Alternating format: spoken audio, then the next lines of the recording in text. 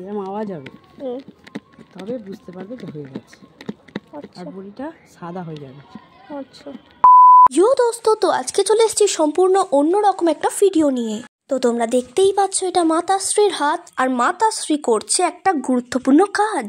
হ্যাঁ, আগে এমন দিনকাল ছিল যখন আমিও কাজকর্ম করতাম, কিন্তু এখন নতুন বছর নতুন আমি ছেড়ে দিয়েছি কাজকর্ম।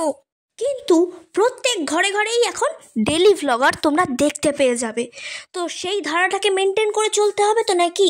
আর তোমরাও তো রয়েছো আমার জন্য, সেই জন্যই আর কি আমিও ভিডিও ছাড়ি, তোমরাও একটু লাইক করে দাও। এটা হলো বিবলির ডালের বড়ি।